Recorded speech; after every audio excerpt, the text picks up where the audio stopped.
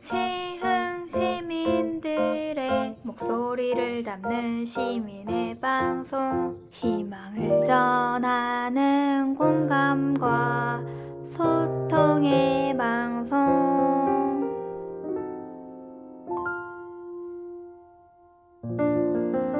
시흥의 희망을 전하는 방송, 시흥 FM입니다.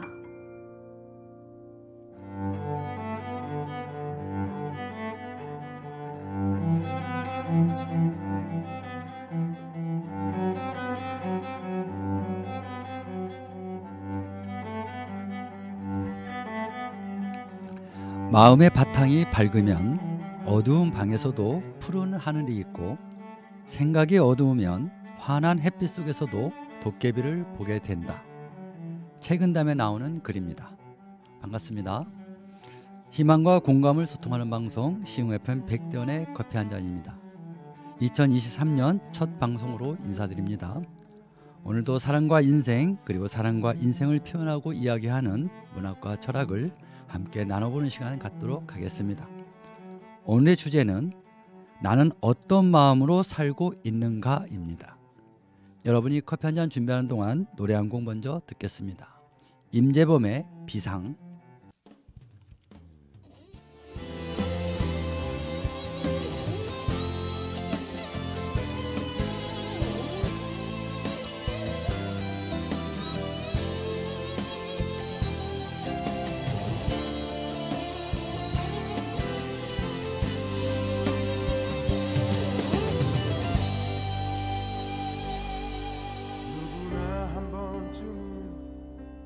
자기만의 세계로 빠져들게 되는 순간이 있지.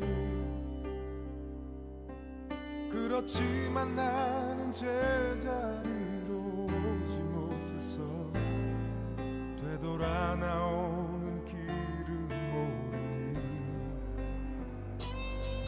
너무 많은 생각과 너무 많은 걱정에 온통 내 자신을 가둬두었지.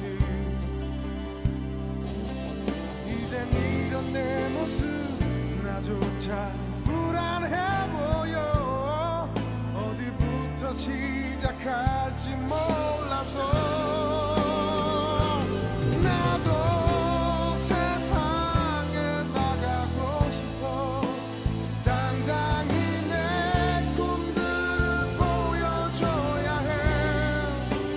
그토록 오랫동안 움츠렸던 날개 하늘로 더 넓게 펼쳐보이며 날고 싶어.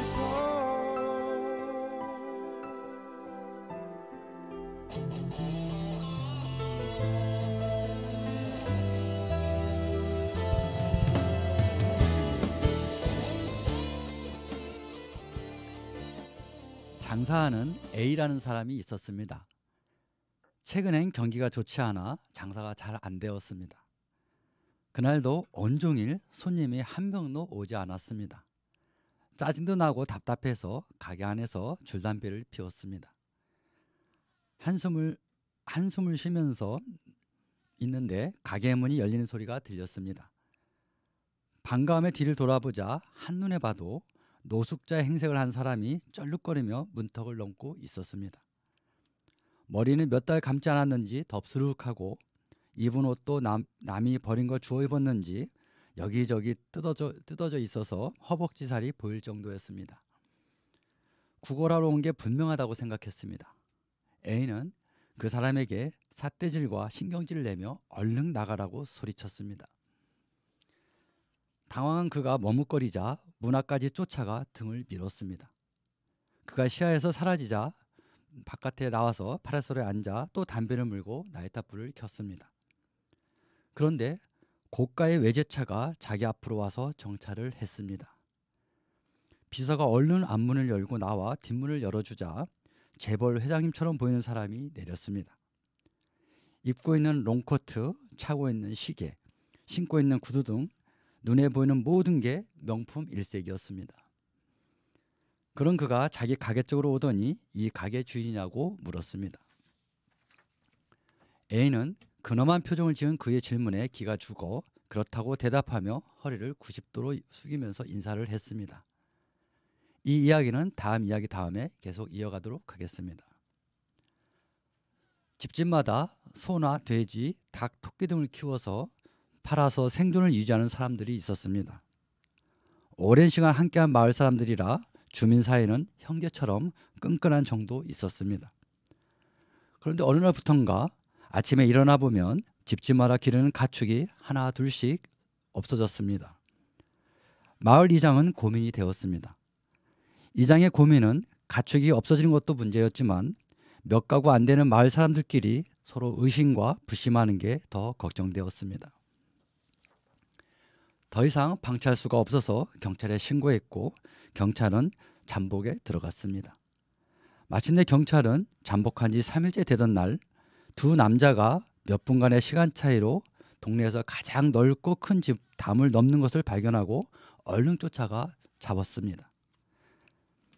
마을 이장을 비롯한 사람들이 범인을 잡았다는 소리에 경찰서에 모여들었습니다. 잡힌 사람들은 마을 주민인 B와 C였습니다. 마을 사람들이 보는 앞에서 경찰이 범인에게 추궁을 했습니다. B는 철저히 부인했습니다. 술에 취해 남의 집에 잘못 들어갔을 뿐 가축을 훔치려는 마음은 절대 없었다고 했습니다. 그의 말을 들은 동네 사람들은 B의 말에 수긍했습니다. 왜냐하면 B는 소유한 가축 숫자가 동네에서도 많은 편에 속했고 평소에도 성실하고 정직하기로 이미 정평이 나 있는 사람이었기 때문입니다. 이번엔 경찰이 C에게 얼굴을 돌렸습니다. C는 묻기도 전에 울면서 자신의 죄를 시인했습니다. 이미 5차례나 닭 2마리와 토끼 1마리, 계란 5개를 훔쳤다고 했습니다. 그런데 C의 시인에도 불구하고 동네 사람들은 너나 할 것 없이 거짓말이라고 호통을 쳤습니다. 그러고 그럴 것이 동네에서 사라진 가축은 닭 2마리, 토끼 1마리가 아니라 소, 돼지, 양 등 이미 없어진 가축의 수가 많았기 때문에 없어진 숫자와 맞지 않았기 때문입니다. 훔친 게 더 있다고 확신하면서 얼른 실토하라고 했던 것입니다. 경찰도 동네 사람들과 같은 생각이었습니다. B는 동네 사람들이 인정할 만큼 평소 착한 사람이었고 C는 자기 입으로 시인한 도둑이었기에 사라진 다른 집의 가축도 C가 가져갔을 거라고 단정한 것입니다. 그러나 C는 그것 외엔 자기가 훔치지 않았다고 했고 다행히 시인한 말 외엔 더 증거가 없었기 때문에 닭 2마리, 토끼 1마리, 계란 5개 가격을 훔친 집에 2배로 보상을 하고 이 사건은 일단락되었습니다. 첫 이야기는 사람의 외모를 보고 평가한 A의 태도를 이야기한 것입니다. 두 번째 이야기는 B의 부인과 C의 자수로 사건이 마무리된 이야기입니다. 두 가지 이야기가 나오는 내용을 보면 저나 여러분도 별다를 게 없을 거라고 생각합니다. 보통 사람들이라면 A처럼 외적인 모습을 보고 자기 물건을 많이 팔아줄 사람과 피해를 줄 사람을 판단하고 자세가 달라졌을 것 같습니다. B와 C의 상황도 마찬가지입니다. 마을 사람들도 경찰도 B가 가축을 훔쳤는지 안 훔쳤는지 그 증거를 찾기보단 그가 어떻게 살아왔는지를 보고 죄가 없을 거라고 판단했습니다. 반면 C는 없어진 가축의 수와 그가 시인한 수가 다르다는 이유로 더 큰 의심을 받았습니다. 여러분, 두 번째 이야기는 C의 보상 이유는 더 이상 말씀드리지 않았지만 그 이후 글에 반전이 있습니다. B는 평소 생활과 다르게 아무도 모르게 소나 돼지 등을 많이 훔친 큰 도둑이었고 C는 시인한 대로 닭과 토끼 등 생계형 좀도둑이었습니다. 그럼에도 거짓말을 했어도 큰 도둑은 아무도 못 봤다는 이유 때문에 아무 일 없는 것처럼 풀려나 여전히 더 배불리 먹으면서 살고 있고 한 끼를 위해 훔친 사람은 훔친 것도 토해내고 거기에 2배의 보상까지 하는 일이 생긴 것입니다. 우리는 이럴 때 유전무죄, 무전유죄라는 선고가 생각이 나기도 하죠. 죄를 짓고 수갑을 차도 돈과 힘이 있으면 금방 무죄로 풀려나지만 돈과 힘이 없을 경우에는 배가 고파 훔친 계란 한 개 때문에 유죄로 처벌받는 것. 사실 어느 단체의 조사에 따르면 우리나라 국민의 80%가량이 유전무죄에 고개를 끄덕이고 있다고 합니다. 보통 사람 입장에선 좀 억울하고 답답한 이야기이기도 하지요. 아무튼 오늘 나누고 있는 두 가지 이야기는 그런 정의 이야기를 하기 위해 꺼낸 게 아니고요.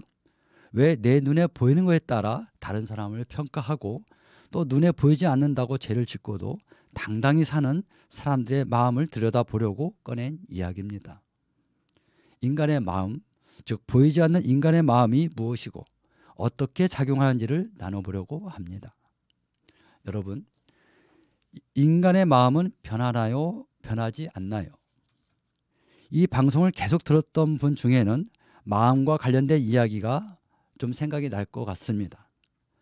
우리 눈에 보이지 않는 마음은 어린 아이들이 아닌 이상 누구나 있다는 것을 인정합니다. 사전에는 사람이 본래부터 가진 성격이나 품성, 사람이 다른 사람이나 사물에 대하여 감정이나 의지, 생각 따위를 느끼거나 일으키는 작용이나 태도, 사람의 생각, 감정, 기억 따위가 생기거나 자리 잡는 공간이나 위치라고 기술되어 있습니다. 그러나 정확히 여기에 있다란 눈에 보이는 명확한 위치나 공간이 아닌 약간 모호한 정의입니다. 그만큼 인간이 아무리 날고 기는 동물이라고 해도 아직까지 모르는 게 많다는 의미이기도 합니다. 그럼에도 불구하고 사전적 기술이 일반적 보편적 정의니까 이 정의대로 하라면 사람이 본래 가지고 있는 성격이나 품성 안에 내가 느끼는 생각이나 감정, 기억을 생기게 하거나 나의 어딘가의 공간 안에 담겨 있거나 위치하고 있다는 말은 믿을 수밖에 없습니다. 그러니까 마음은 논리적, 과학적 정의로 해석하기보단 철학적으로 찾아야만 더 쉽게 이해할 수 있다는 말이 됩니다. 여러분, 철학적 의미로 다시 한번 여쭤볼게요. 마음은 변할까요? 변하지 않을까요? 이 질문은 사상가나 철학자에 따라 미묘한 차이를 보이고 있습니다. 저 개인적 생각으로는 본디 태어날 때부터 가진 유전적 요소나 본래 가지고 있는 나의 성격이나 품성은 변하지 않는 것 같다고 생각했습니다. 그런데 변할 것 같지 않던 요소가 살아가면서 어떤 상황이나 배경에 따라 달라지는 것도 얼마든지 볼 수 있었습니다. 여러분은 어떻게 생각하십니까? 지금 제가 하는 질문이 철학적이라고 했으니까 어떤 답을 하셔도 맞다, 틀리다는 적용하지 않을 것입니다. 철학적 질문은 정답을 이야기하지 않습니다. 사람마다 가진 생각을 나누는 것이 철학이니까요. 그러니 맞다, 틀리다보단 난 그렇게 생각한다, 나는 어떻게 생각하니, 이런 뉘앙스란 거지요. 인간에게 가장 중요한 마음을 우린 정확히 알지 못합니다. 그런데 어떤 사람은 자기도 자기 마음을 제대로 모르면서 남의 마음을 아는 척하고 자기 마음을 상대에게 강압하니까 나도 너도 서로 상처를 주고받고 마음 한쪽에 대못이나 가시가 바뀐다는 거지요. 그러니 인간의 마음이 변한다 안 변한다를 논하기보단 마음의 움직임을 이해하는 게 더 좋은 생각이라고 생각합니다. 인간은 내 마음을 나 자신도 볼 수 없고 다른 사람도 내 마음을 볼 수 없습니다. 단지 내가 하는 말이나 행동 등을 통해 마음이 어떤 상태인지를 짐작할 수 있습니다. 이 말대로 하면 얼마든지 참과 거짓이 다르게 나올 수 있다는 의미입니다. 왜 A는 노숙자 같은 사람 앞에서는 큰 소리치고 재벌 회장 같은 사람 앞에서는 90도로 허리를 숙일까요? 그 A라는 사람의 태도는 이미 그 마음에 인간의 가치를 거기에 두고 있다는 말입니다.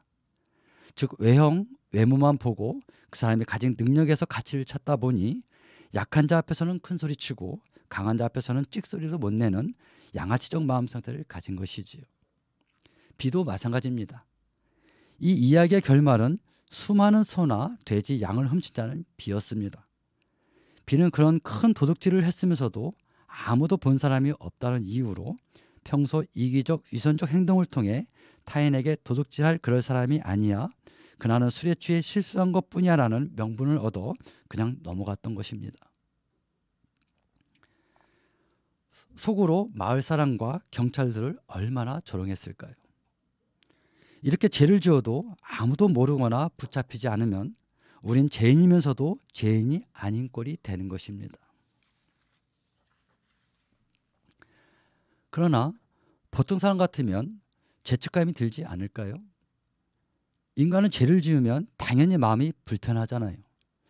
허나 그의 마음은 이미 어두움으로 물들어 있었기 때문에 몰 염치적인 행동을 하면서도 당당하게 거리를 활보하고 있는 거지요. 마지막 시는 조금 다른 것 같아요. 물론 아무리 작은 것이라고 하더라도 분명히 남의 것을 훔친 건 나쁜 거라는 것을 알았기 때문에 눈물을 흘리며 스스로 자백했어요. 그도 비처럼 했으면 담은 넘은 것은 의심의 정황은 되지만 가축을 훔친 건 아무도 못 봤으니까 얼마든지 아니라고 말할 수 있지 않을까요? 그럼에도 불구하고 그는 눈물을 흘리면서 용서를 구해요. 그런 마음이 보통 사람들에게 하늘이 준 마음이라는 거지요. 이렇듯 인간 세상은 A나 B처럼 사는 사람도 있고 C처럼 사람도 있습니다. 어느 유형이 인간다운 삶일까요? 그래서 공자가 이런 인간의 마음을 알고 무려 기원전 500여 년 전, 그러니까 2500년 전에 이미 말씀하셨어요. 사람을 정확히 분별하기 위해서는 눈에 보이는 화려한 외형적 모습이 아니라 사람 내면에 있는 그 사람의 가치를 알 수 있는 통찰력을 키울 수 있는 게 중요하다고요. 알 수 있는 통찰력을 키울 수 있는 게 중요하다고 한 것은 공자가 말한 그 통찰력, 즉 인문학적 소양이라고 바꿔서 말할 수도 있습니다. 예를 들면 A처럼 사람을 단번에 보고 판단하는 일은 좋지 못하다는 것입니다. 노숙자인지 아닌지 겪어보고 가게에서 나가라고 해도 되는데 묻지도 따지지도 않고 나가라고 소리쳤어요. 또 외제차 타고 명품옷을 입었다고 자기가 먼저 재벌 회장이라고 여기고 허리를 숙여요. 사실 남의 거 사기쳤거나 도둑질할 일부 사람도 자기 행위를 숨기기 위해 오히려 치장한다는 말도 있거든요. 인문학적 소양이 있는 사람, 즉 마음에 선한 것을 덮으면 사람들은 절대로 즉각적으로 옳고 그름을 구분하지 않습니다. 오랜 시간을 통해 그 사람을 지켜보고 그 사람과 다양한 관계도 해보고 관계 중에 그 사람의 말이나 행동, 태도 등을 겪어보고 그 사람이 살아온 동안의 다양한 경험과 고난도 함께 나누고 그리고 나서 그 사람의 본 모습을 그 사람을 판단해도 늦지 않은데 자기만의 생각과 사상 이념을 갖고 타인을 너는 이렇다 저렇다고 하니 자기 재산인 소와 돼지를 가져간 사람을 성실하고 정직한 사람이라고 칭찬하는 거고 자기 죄를 시인한 사람, 약한 사람에게는 더 큰 죄를 뒤집어 씌운다는 것이지요. 한 사람을 알기 위해선 많고 긴 시간이 필요하고 여러 상황과 관점에서 경험하고 분석하고 판단하는 과정이 중요하다는 것을 이미 오래전 공자라는 현인이 우리에게 가르쳐주고 있다는 것입니다. 여기서 모 작가의 글 두 편을 읽어드리고 오늘의 주제를 정리해 보도록 하겠습니다.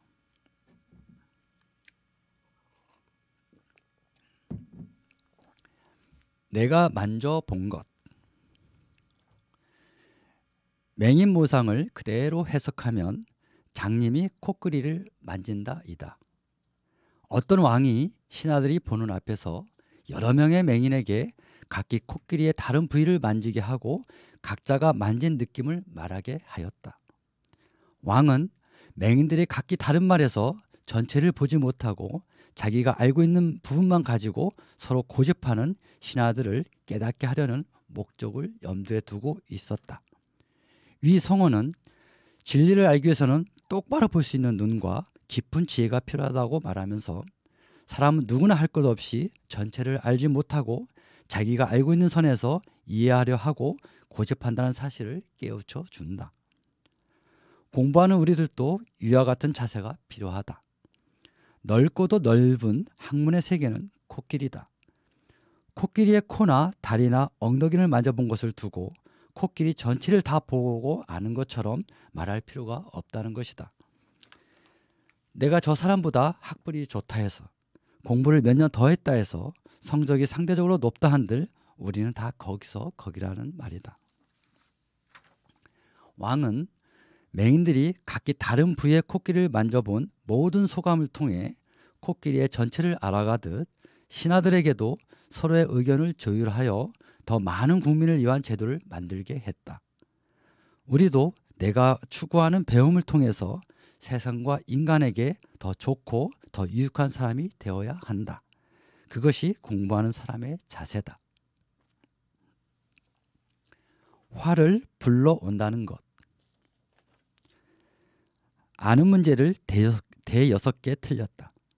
일부러 틀리려고 해도 틀릴 수 없는 문제였다. 모르는 문제를 틀렸으면 당연히 그러느니 넘어갈 수 있었지만 신중하지 못했던 나 자신에게 어이가 없어서인지 그날 났던 화가 아직도 가시지 않았다.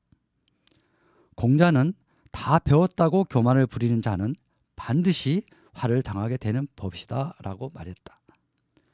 물론 위에서 말하는 화와 공자가 말하는 화는 그 의미가 다르다. 아니다. 위의 화는 내가 나 자신에게 난 화이고 공자가 말한 화는 교만으로 인해 난 화가 내가 미친다는 말이 되는 것이니 다 내게 해당되므로 별 차이가 없다고도 말할 수 있겠다.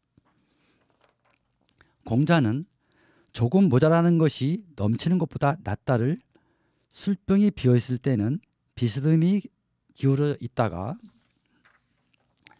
술을 반쯤 적당히 담으면 바로 서고 또 술을 가득 부으면 없어지는 장면에서 깨달음을 얻었다고 했다.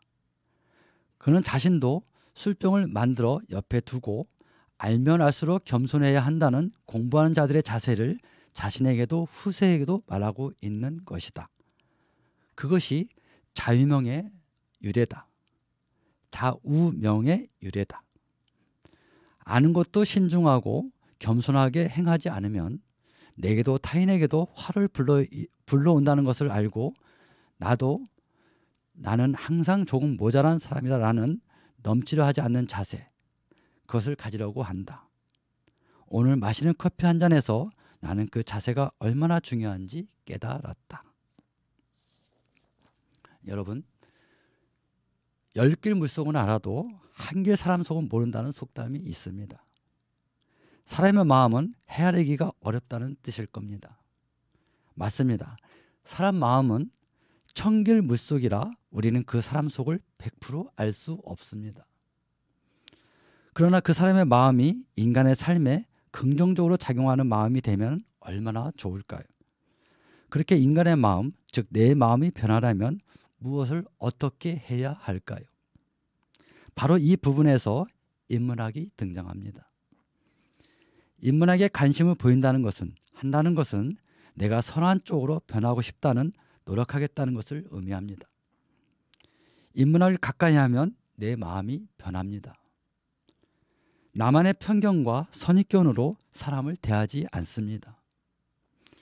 인문학을 자주 접하다 보면 인간이 쉽게 안 변한다는 고정관념도 약간 버릴 수 있습니다. A 같은 사람도 사람을 차별하지 않고 똑같이 귀하게 대할 수 있게 변할 수 있습니다. B도 남모르게 갖게 된 것, 훔친 것을 반성하고 다시 세상에 내놓을 수 있습니다. 반대로 인문학이 지루하고 따분하다고 말하는 사람은 아직도 내 삶의 기준 안에 물질이나 권력, 욕심이 바위처럼 단단하게 있고 그것을 내놓기가 아깝기 때문입니다. 일본의 유명한 학자 오마에 게인치는 그런 유형의 인간을 바꾸는 데는, 변화시키는 데는 시간을 달리 쓰게 하는 것, 사는 곳을 바꾸게 하는 것, 새로운 사람을 사귀게 하는 것, 이렇게 3가지 방법이 있다고 말했습니다. 시간을 달리 쓰라는 말은 현재를 변화시키라는 의미입니다. 여태껏 나의 시간이 물질을 위한 삶이었다면 이제는 문학이나 철학, 역사를 통해 앞세대가 우리에게 남긴 것을 접하면서 깨달아가라는 말이기도 합니다. 사는 곳을 바꾸라는 건 이사가라는 말이 아닙니다. 새로운 사람을 만난다는 건 현재의 인연을 버리라는 말도 아닙니다. 현재 나의 삶에 인문학적 소양을 기를 수 있는 공간을 찾거나 그런 사람을 만나는 것입니다. 오늘의 주제는 나는 어떤 마음으로 살고 있는가 였습니다. 여러분의 새해 시작은 어떤 마음으로 시작했습니까? 2023년은 힘든 한 해가 될 거라고 미래를 예측하는 사람들이 말했습니다. 어떤 마음으로 살 계획인가요? 그들 말대로 어려운 시간이 될 거라는 말을 듣고 벌써부터 포기하고 어두운 골목길에 주저앉을 건가요? 그들의 예측이 맞아서 힘든 시기가 되든 반대로 틀려서 좋은 시기가 되든 그런 환경은 나의 삶에 절대적으로 적용되지 않는다고 생각하고 긍정적인 마음으로 살 건가요?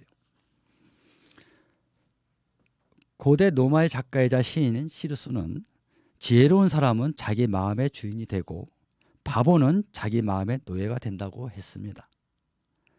오늘 방송 시작하면서 말씀드린 책은담에서도 마음의 바탕이 밝으면 어두운 방에서도 푸른 하늘이 있고 생각이 어두우면 환한 햇빛 속에서도 도깨비를 보게 된다라고 했습니다.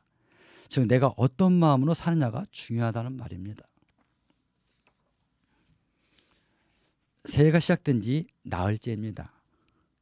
나의 마음 상태를 다시 한번 부여잡고 단 한 번뿐인 인생 태양처럼 꽃처럼 밝고 아름답게 살았으면 좋겠습니다. 지금까지 CUFM 백태현의 커피 한 잔이었습니다. 새해 복 많이 받으세요. 마지막 곡은 박현의 바람아 불어나입니다. 감사합니다. 길을 떠나자 서구름이 흘러가는 곳으로 바람 타고 흘러가는 저 구름은 내 맘처럼 정처 없이 떠돌다가 어느 기슭에 쉬어갈까 보고 싶은 얼굴들이 하나 둘씩 떠오르면 그 어느 날 헤매였던 그 거리 찾아 나서야지. 바람아 불어라 길을 떠나자 어차피 머물 곳은 없지 않더냐.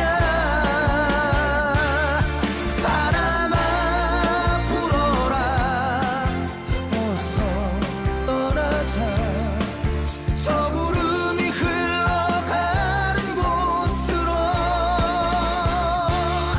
사랑했던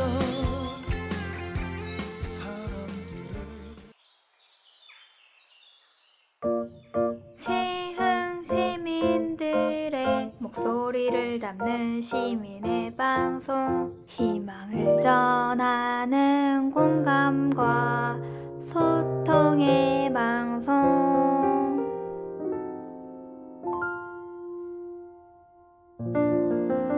시흥의 희망을 전하는 방송, 시흥 FM입니다.